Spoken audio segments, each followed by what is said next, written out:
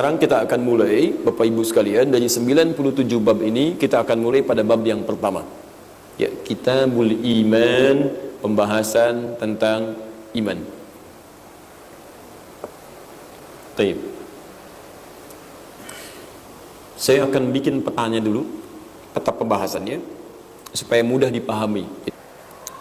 Pertama, sebelum kita mengurai ke 57 hadis ini, kita akan mulai dulu dari definisi pembahasan. Apa yang dimaksud dengan iman? Jangan-jangan selama ini kita sebutkan iman, tapi kita sendiri tidak memahami apa maksudnya iman. Sehingga karena ketidakpahaman ini, aplikasi keimanan kita pun tidak bisa dikerjakan dengan maksimal. Antum tidak mengerti tentang bagaimana tugas pekerjaan Anda, bagaimana pekerjaan bisa ditunaikan dengan baik. Sama urusan akhirat dikerjakan dengan iman. Imannya belum kita pahami, bagaimana kita bisa mengerjakan ibadah dengan iman yang benar. Maka nanti kita turunkan dulu apa yang dimaksud dengan kata iman, definisinya. Yang kedua, kita akan lihat dari 57 hadis ini. Setelah kita uraikan tentang pengertian iman, kita akan lihat turunan-turunannya mengenai tentang pokok iman. Spesifik pada poin pembahasan yang bisa menguatkan dan juga bisa menyebabkan lemahnya iman. Jadi kalau sekiranya iman kita ingin kita kuatkan, maka apa pokok-pokok amalannya? Jika iman kita menjadi lemah, maka apa pokok penyebabnya? Supaya dengan itu Anda bisa menjauhi yang lemahnya dan bisa mengejar yang bisa menguatkannya. Paham di sini? Nah, setelah ini paham, baru kita akan masuk pada detil bahasannya. Apa bagian dari yang menguatkan, apa bagian dari yang melemahkan? Karena nanti 57 hadis ini hanya akan berbicara tentang dua hal ini. Paham di sini? Baik. Kata iman, al-iman, saya agak pelan-pelan. Akar katanya terambil atau berasal dari kata al-amnu. Sudah diterjemahkan ke dalam bahasa Indonesia menjadi aman, tenang, tentram. Sesuatu yang tenang, aman, tentram. Ya, dari bahasa Arab disebut dengan al-amnu. Kata kerjanya amina. Amina. Maaf. Hamzah, mim, nun. Orangnya disebut dengan amin, perempuannya aminah. Orang yang cenderung tenang, aman, dan nyaman dalam melakukan aktivitas kehidupan. Sampai sini paham? Baik, perhatikan pelan-pelan. Aminah, ini kata kerjanya. Kalau Anda ingin kemudian menambahkan kata untuk menunjukkan aktivitas yang menghadirkan ketenangan, kenyamanan, ketentraman, maka caranya diantaranya tambahkan hamzah di depannya. Seperti ini.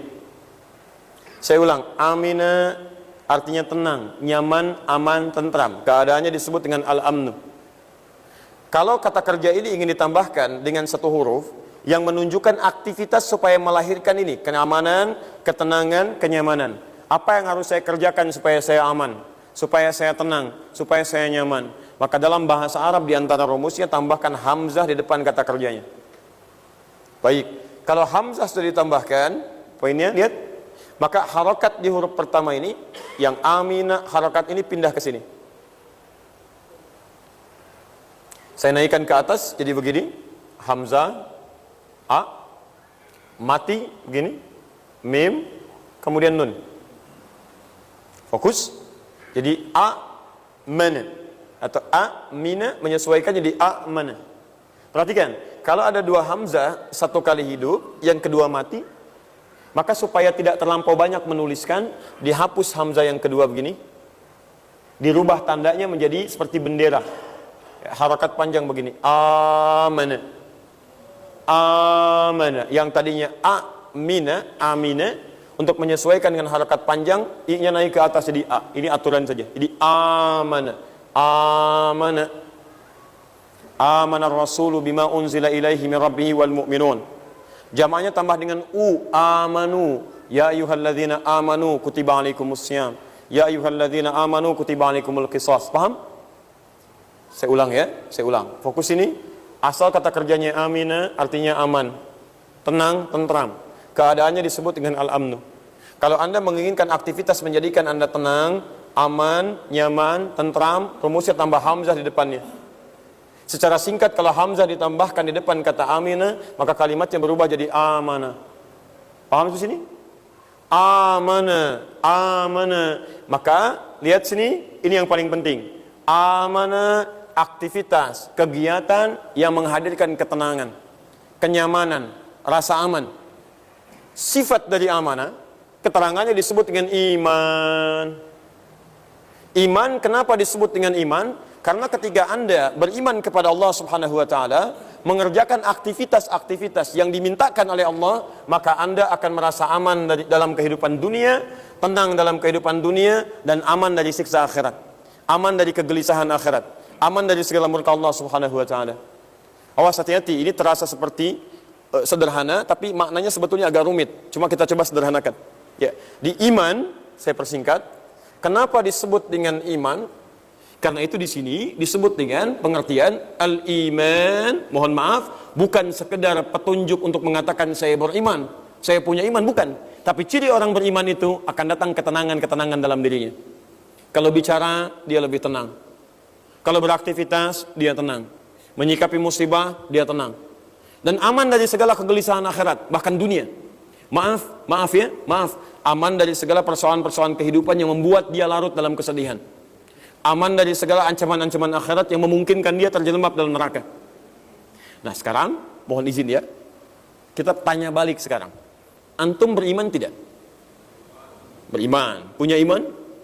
Baik, harus jawaban itu harus ada. Yakin, saya beriman, punya iman, dan ada iman. Pertanyaannya adalah, apakah iman kita sudah melahirkan rasa tenang dalam kehidupan beraktivitas? Orang yang beriman, konsekuensinya satu, dalam setiap apa yang ia kerjakan selalu menghadirkan rasa tenang dalam hidupnya. Tenang, nyaman. Yang kedua, cenderung merasa aman. Fokus. Jadi kalau teman-teman misalnya dalam kehidupan sehari-hari, lawan dari tenang apa? Gelisah, lawannya gelisah. Jadi kalau antum teman-teman seringkali merasa gelisah, bahkan pada hal yang seharusnya tidak perlu digelisahkan, maka ini menunjukkan ada sesuatu yang lemah dalam iman kita. Ya, orang lain lihat langit mendung, biasa aja. Antum lihat mendung, sudah gelisah. Bahkan bikin status, Masya Allah, sunter mendung. Nggak ada kerjaan, tulis. Ya, emang kenapa gitu kan? Misal saja. Ya, orang lain gajian, ya belum datang misalnya, telat 1-2 hari, bisa tenang. Antum gelisah misalnya. Ya, misal dalam keadaan yang sifatnya barangkali bisa diatasi, antum muncul luar biasa kegelisahan itu. Ya, bahkan keluar kata-kata yang tidak menenangkan. Orang lain tenang, antum bisa marah. Orang lain pandangannya tenang, antum bisa melotot. Orang lain kakinya tenang, antum sudah gelisah, tendang sana, tendang sini, macam-macam dan sebagainya. Dan tidak merasakan rasa aman dalam berkehidupan. Di rumah tidak aman. Orang lain punya masalah, senyum sedikit selesai. Antum 3 tahun nggak tuntas. Ya, di kantor orang aman, antum yang punya masalah sendiri. Dalam kehidupan sosial orang lain tenang. Ya, dia datang, semuanya nyaman. Ini kok berbeda, antum datang bubar, ya kan? Nah, berarti ada sesuatu yang tidak tepat di situ. Coba dicek. Sejauh mana kehidupan kita bisa melahirkan ketentraman. Bahkan dalam tidur, orang lain nikmat, antum masih punya masalah, tidur aja nggak enak. Apa yang keliru di sini? Maka disinilah dikeluarkan nanti ada pokok-pokok hadis yang nanti kita bisa temukan rumus dari Nabi, bagaimana cara menguatkan iman ini sehingga kita bisa tenang dalam kehidupan dunia dan tenang dalam urusan akhirat. Paham di sini? Halo? Baik. Jadi kalau orang belum beriman dia tidak tenang, antum nggak usah pikirkan belum beriman. Yang jadi masalah antum sudah beriman nggak tenang, itu masalahnya. Itu persoalannya.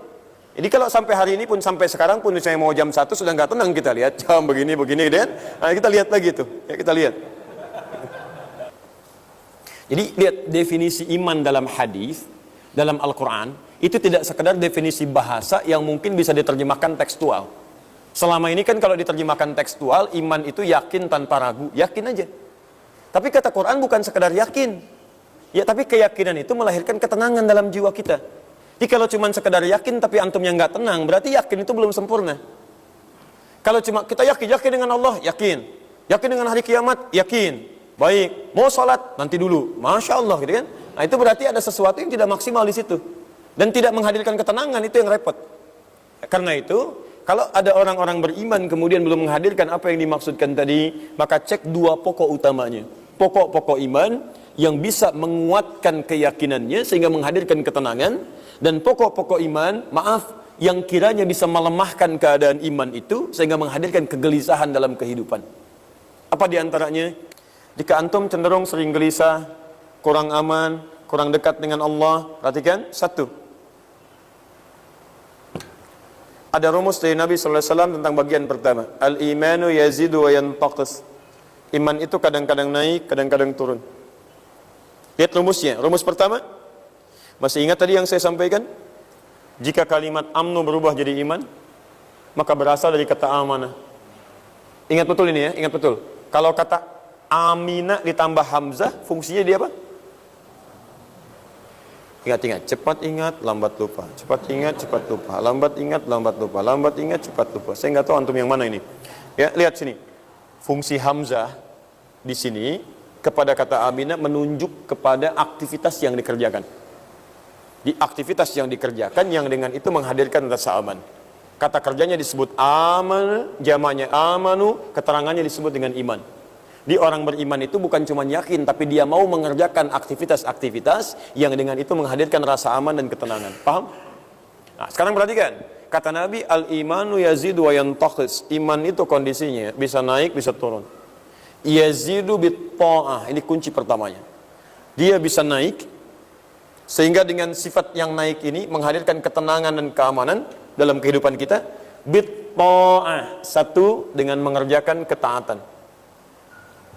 Ta'ah. Semakin antum taat kepada Allah, menunjukkan semakin tinggi level keimanannya, dan semakin cepat memperoleh rasa aman dan ketenangan. Fokus. Kata taat bila disebutkan dalam Al-Quran, maka maknanya itu bisa terjadi pada dua bagian. Satu, menuju pada bentuknya. Apa bentuk dari ketaatan itu? Ya, maka di sini disebutkan oleh Al-Quran bentuknya berupa amal soleh. Saya ulang ya, saya lambatkan sedikit. Jika Anda ingin menguatkan iman sehingga sampai pada level mendapatkan rasa aman dan tenang, maka perbanyak ketaatan kepada Allah. Ini rumus Nabi-nya. Bagaimana wujud meningkatkan ketaatan itu? Maka kalimatnya, kerjakan amal soleh. Karena itu setiap teman-teman menemukan kata iman dalam Al-Quran, apapun bentuknya, derivasinya, maka selalu akan bersanding dengan amal soleh. Baik, mari kita lihat misalnya, surah paling favorit, Al-Asr. Wal-Asr, innal insana lafi khusr, illa alladhina amanu. Lihat, amanu. Ada hamzahnya menunjuk pada aktivitas. Setelah kata amanu, wa amilus salihat. Jadi kalau iman Anda ingin meningkat, amilus salihat. Bagaimana detailnya? Detailnya tinggal Anda keluarkan semua jenis amal soleh di Quran. Di mana posisinya? Cari setelah kalimat iman. Karena kata iman itu akan bersanding dengan aktivitas yang membuat Anda aman dan tentram. Karena itu setelah ada kalimat iman, pasti setelahnya ada aktivitas amal soleh. Pasti itu. Ya. Nggak percaya silahkan. Kalimat iman pertama, Al-Baqarah ayat ketiga. Alladzina yu'minuna bil ghaib. Kata iman pertama, yu'minuna bil ghaib. Setelah itu apa? Wa yuqimunas shalah. Anda temukan salat. Wa mimma razaqnahum yunfiqun, infaq. Walladzina yu'minuna bima unzila ilaik. Baik, Al-Quran. Sekarang kita buktikan. Lihat. Ini agak sedikit rumit tapi saya coba sederhanakan. Perhatikan sini. Kata Al-Quran, lihat kalimatnya, petunjuk Nabi, jika ingin imannya meningkat, mendapati ketenangan, Anda tingkatkan ketaatan. Bentuknya amal soleh. Wujudnya bisa salat, infak, interaksi dengan Al-Quran. Kita ambil satu contoh, salat misalnya. Satu, ada rumus dalam Al-Quran. Kalau Anda sedang mendapati kegelisahan, perasaan tidak tentram, tidak aman, maka kata Quran, coba Anda tunaikan salat. Demi Allah saya katakan, ketika Anda wudhu, Anda salat, itu minimal ada tenang perasaan Anda. Atau Anda belum salat misalnya, buka mushaf Al-Quran. Anda bukakan Quran. Begitu Anda wudhu, buka mushaf, baca Quran, seketika ketenangan akan diberikan. Walaupun masalah mungkin barangkali belum selesai pada saat itu, tapi janji Allah pasti akan didapatkan. Gak percaya silahkan. Daripada pasang status yang tidak jelas, mendingan Anda buka mushaf, Anda baca, seketika Anda tenang. Lihat ya urutannya. Misal, saya beri contoh. Quran disebut dengan zikir oleh Al-Quran. Salat disebut dengan zikir. Quran surah ke-20 ayat ke-14. Wa aqimis sholata li dzikri. Tunaikan salat untukku sebagai zikir kepadaku. Tunaikan salat sebagai zikir kepadaku. Salat disebut dengan zikir. Quran disebut dengan zikir. Quran surah 15 ayat ke-9. Inna nahnu nazzalna dzikra. Kami telah turunkan Al-Quran sebagai zikir. Penghafal Quran disebut sedang berzikir. Quran surah 54 ayat 17, ayat 22, ayat 32, ayat ke-40. Walaqad yassarnal Qur'ana lidzikri. Kalau antum baca Quran sedang zikir. Antum salat itu sedang zikir. Sedangkan sifat zikir disebut di Quran surah ke-13 ayat ke-28 itu bisa memberi ketenangan kepada jiwa. Lihat, ala bi dzikrillahi tatmainnul qulub. Yakinkan pada dirimu kalau zikirmu benar kepada Allah, dampaknya ke hati pasti tenang. Anda bisa bayangkan, orang-orang beriman itu kalau benar dengan amal solehnya, ketika dikerjakan, dampaknya ke hati tenang. Coba lihat, sholat itu jangankan sholatnya, tempat sholatnya saja sudah membuat Anda tenang. Gak percaya silahkan, antum keluar dari masjid, dan coba masuk lagi. Begitu Anda menginjakan kaki ke masjid, langkah kaki kanan, baca Allahumma ftahli abwaaba rahmatik, Anda akan mendapatkan aura tersendiri, nyaman, enak. Sholat 2 rakaat, tahiyatul masjid, kemudian Anda duduk, tenang. Apalagi di bawah AC, saking tenangnya, plak tidur aja. Balikannya, kalau Anda merasa beriman kepada Allah, tapi dalam hidup Anda tidak pernah merasa tenang. Kerja, gaji sudah tinggi tapi nggak tenang-tenang.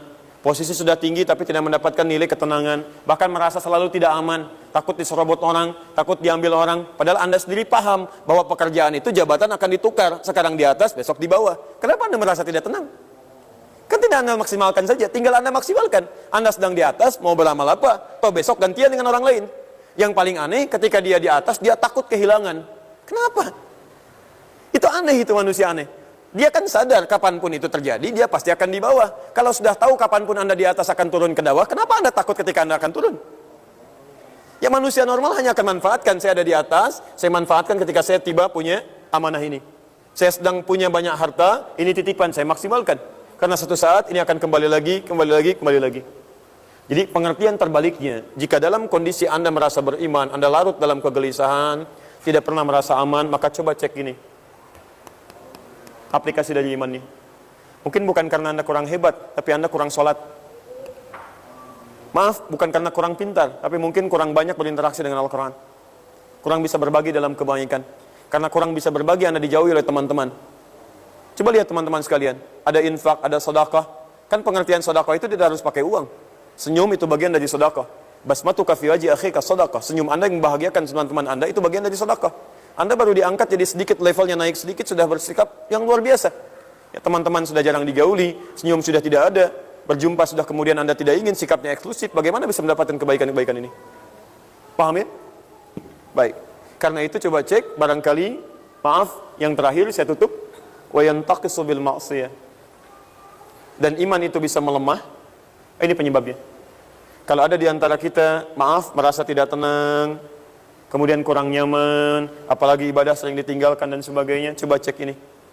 Wa yantaqisu bil ma'siyah. Dia bisa lemah, turun karena mengerjakan maksiat. Sesuatu yang salah dalam pandangan Allah Subhanahu wa taala, maksiat. Ini. Jelas ya? Ustaz, saya aman kok, alhamdulillah. Saya tenang kok, Masya Allah. Tapi saya juga sholat biasa-biasa aja. Masya Allah. Itu berarti maksiat Anda bukan dalam pekerjaan dunia. Maksiat Anda pada ibadah Anda. Hati-hati. Ini yang paling bahaya ketika Anda merasa nyaman, merasa tentam dengan dunia, tapi saat bersamaan meninggalkan akhirat. Itu pun Anda sedang menunaikan maksiat dalam pengertian yang berbeda. Maksiat kepada Allah lebih besar dibandingkan maksiat pada makhluk. Jadi dari itu, saya simpulkan, jika kita ingin mendapatkan ketenangan dalam hidup, dunia plus akhiratnya, maka kita harus jaga rumusnya, kita harus kerjakan segala amalan yang bisa menguatkan iman, dan meninggalkan maksiat yang bisa melemahkan iman. Pertanyaannya, apa saja amalan-amalan yang ditunjukkan untuk menguatkan iman itu, langsung dari petunjuk Nabi, dan maksiat-maksiat yang harus kita tinggalkan karena bisa melemahkan iman, langsung dari petunjuk Nabi. Itulah 57 hadis yang nanti kita akan bacakan dari bagian pertama sampai bagian yang terakhir. Kenapa penting melihat dari Nabi? Karena Allah sendiri memerintahkannya di Quran surah ketiga Ali Imran ayat 132.